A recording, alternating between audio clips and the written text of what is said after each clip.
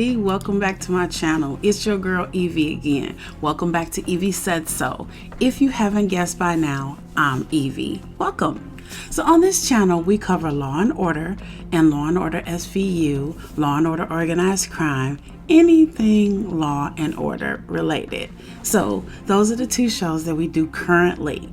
Now season 2 of Law and Order Organized Crime is here, and I'm sure most everyone has had time to see it because, hello, it was on Thursday. So there are no spoilers here. So if you feel like you're going to have a spoiler, you need to go ahead and just click off for a minute. Come on back when you watched it. We love having you here.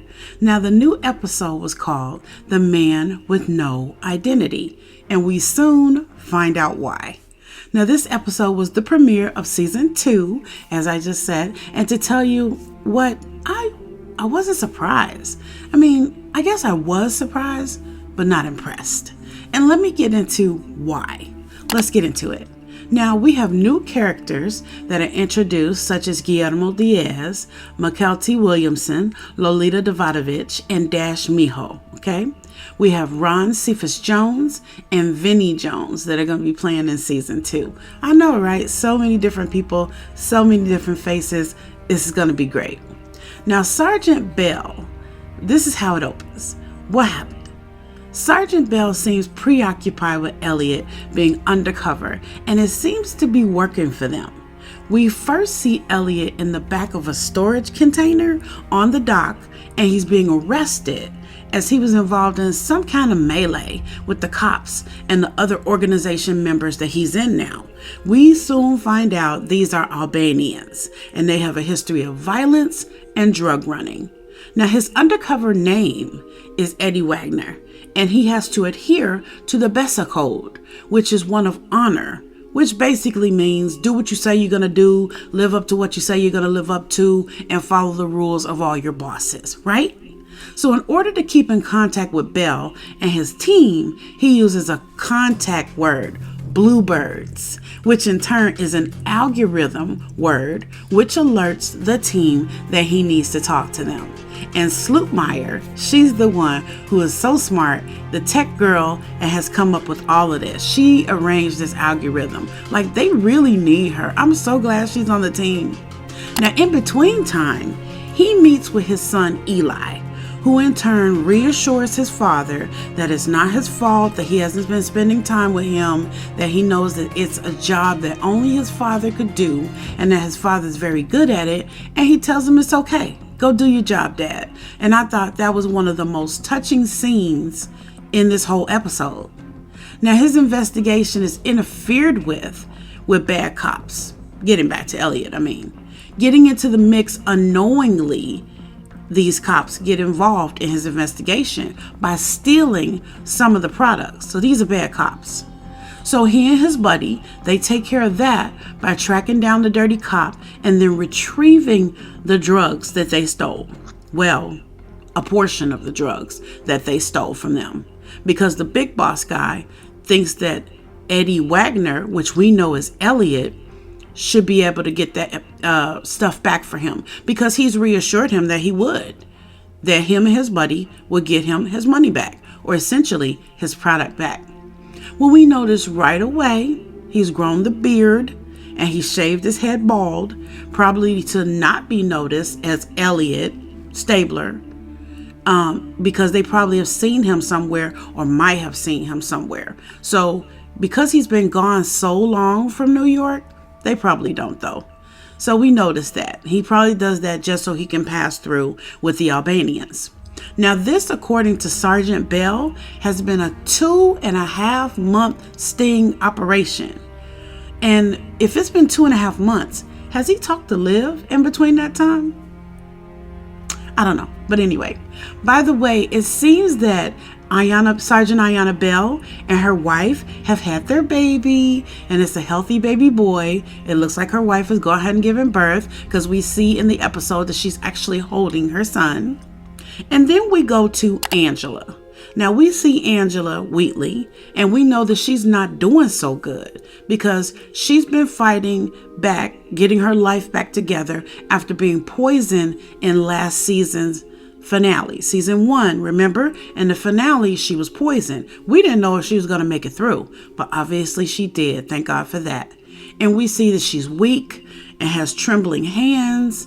And when asked, was she ready to testify against her husband, Richard Wheatley, in the murder the murder of Kathy Stabler, she looks like she is scared out of her mind.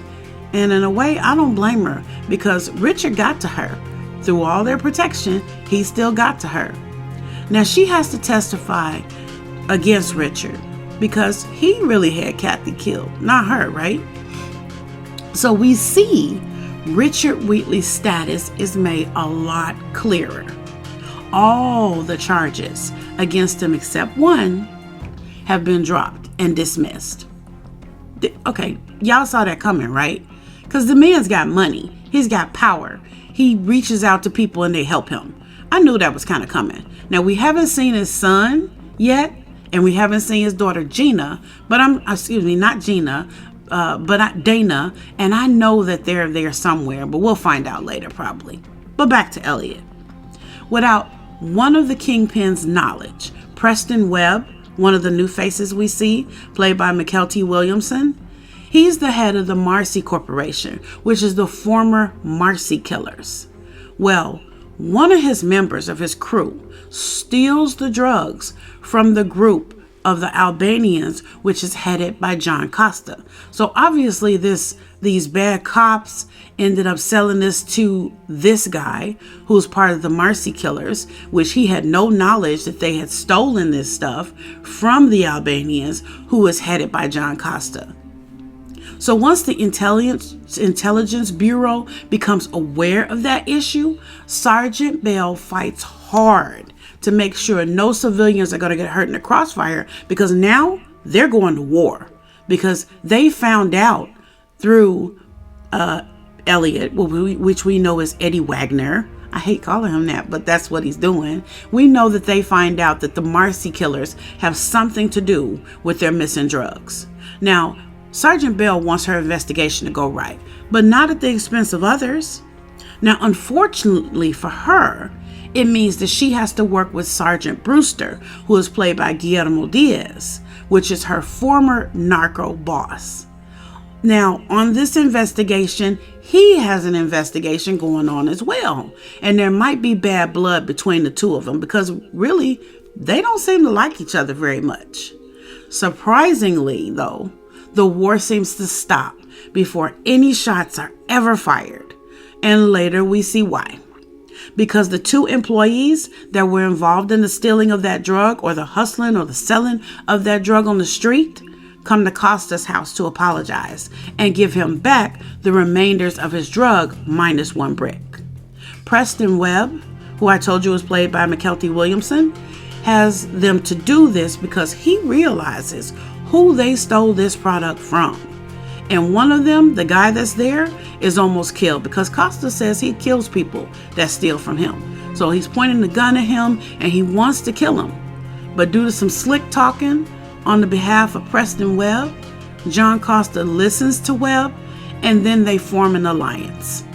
Kosta, however, is suspicious of Stabler. And I think Stabler knows it, because Stabler's kind of nervous. I don't usually see him nervous like that. I think he knows something is up, because they are actually at a party, a wedding party. It's not a wedding, but it's an wedding engagement party for Kosta's daughter. And he's playing bartender at this point, Elliott is, or Eddie, and he's serving Kosta drinks. Well, Kosta ain't stupid, obviously, because he says he don't trust him. And the other guy, who's played by Vinnie Jones, says, well, this guy trusts him. And he says, so what? That doesn't mean I have to trust him.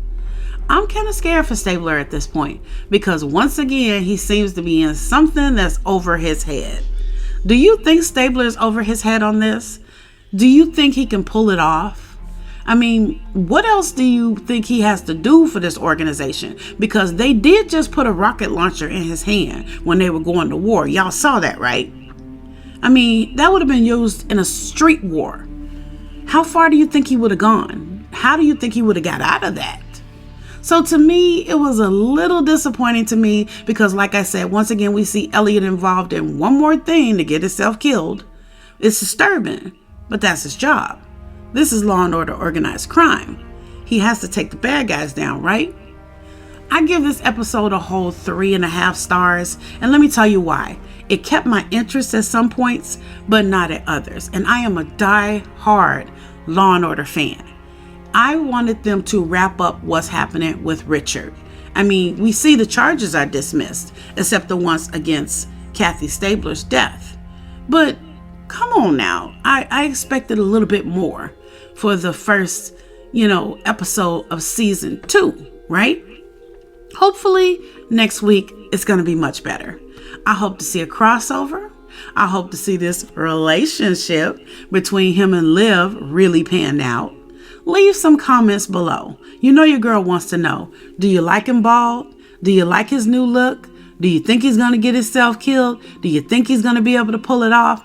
Do you think him and Liv are really going to get together?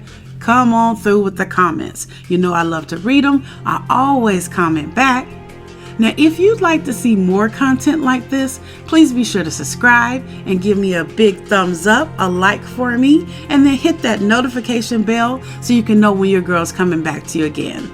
I love you guys. I love SVU. I love organized crime. I'm going to be covering the whole season here with you guys. I'm right here with you through the good and the bad, through the ups and the downs, and through whatever's about to happen. You guys know I love you. Law and Order on. See you in my next video. Bye.